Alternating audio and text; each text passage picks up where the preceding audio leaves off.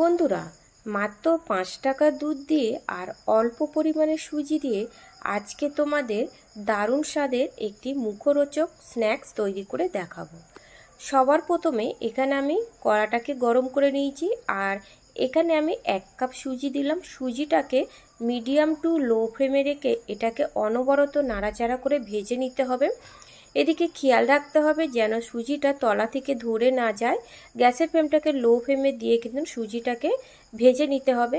এইভাবে মিনিট খানেক মতন ভাজলে কিন্তু সুজিটা ভাজা হয়ে যায়। আর এখানে আমি দুধ নিয়েছি 1 প্যাকেট দুধ, আমি সব দুধটা এখানে দিয়ে দিলাম। ভেজে নেওয়া সুজির মধ্যে দুধটা দিলাম, সামান্য পরিমাণে লবণ দিলাম। মিষ্টি খাবারে যদি একটু লবণ থাকে খেতে খুব ভালো লাগে। আর দিয়ে দিলাম 2 টেবিল চামচ চিনি।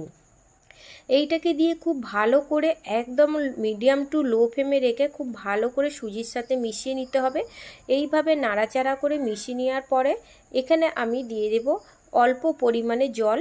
তোমরা চাইলে এখানে দুধও দিতে পারো। যে কাপ মেপে আমি সুজি নিয়েছি সেই কাপের 1.5 কাপ আমি এখানে জল দিয়ে দিয়েছি। জল দিয়ে গ্যাসের ফ্লেমটাকে লো ফ্লেমে রেখে ঠিক এরকমই একটা ডো তৈরি করে নিতে হবে, খুব বেশি পাতলা যেন না হয়। তারপরে এখানে আমি একটু কম 1 কাপ ময়দা আমি এখানে দিয়ে দিলাম। ময়দাটাকে দিয়ে খুব ভালো করে এটাকে আমি নাড়াচাড়া করে নেব। আর এই সময় গ্যাসের ফ্লেমটাকে একদম অফ করে দিতে হবে। নাড়াচাড়া করে নেওয়ার পরে এইভাবে নাড়াচাড়া করে নেব। তারপরে এটাকে আমি ঠান্ডা হয়ে গেলে এটাকে আমি আলাদা প্লেটে তুলে নিয়েছি। নিয়ে এটাকে হাত দিয়ে খুব ভালো করে থেসে নিতে হবে। যত বেশি থাসবে এখানে কিন্তু রেসিপিটা খুব ভালো হবে।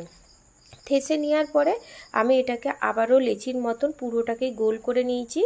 আমি গোল করে নেওয়ার পরে এই প্লেটের মধ্যেই আমি এটাকে খুব ভালো করে বেলে নেব। প্রথমে হাত দিয়ে চেপে দিলাম, এইভাবে হালকা হাতে চেপে চেপে এটাকে বেলে নিতে হবে।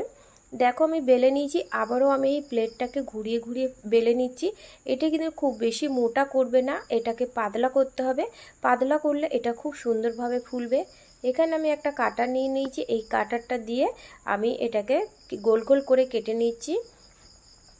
তোমরা এখানে যে কোনো দিয়েও কেটে নিতে পারো, জলের বোতলের ছিপি দিয়েও কেটে নিতে পারো। এইভাবে কেটে নেওয়ার পরে এতটা বেঁচেছে, এটাকে আবারও আমি একইভাবে কেটে নেব।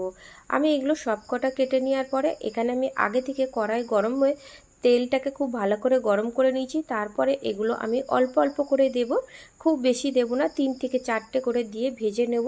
দেখো বন্ধুরা, দেওয়ার সঙ্গে সঙ্গে কত সুন্দরভাবে ফুলকো হয়ে গেছে লুচির মতো। আর এই সময় গ্যাসের ফ্লেমটাকে একদম লো ফ্লেমে রেখে তবে এটাকে ভেজে নেবে। তারপর এগুলোকে আমি তেল ছেঁকে তুলে নিচ্ছি। তেল থেকে ছাঁকার সঙ্গে সঙ্গে কীরকম শুকনো হয়ে যাচ্ছে দেখেছো, এর মধ্যে কিন্তু একটুকু তেল লেগে নেই। তারপরে এখানে আমি নিয়ে নিলাম একটা প্লেটের মধ্যে আমি এগুলোকে তুলে নিলাম।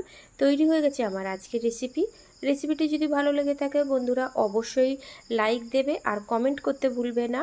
আমার রেসিপিটি যদি তোমাদের ভালো লেগে থাকে অবশ্যই কমেন্ট করো। আমার চ্যানেলে নতুন বন্ধু হয়ে থাকলে চ্যানেলটিকে অবশ্যই সাবস্ক্রাইব করবে। একটা আমি তোমাদের ভেঙে দেখাচ্ছি, দেখো ভিতরটা কিন্তু পুরোপুরি ফাঁপা।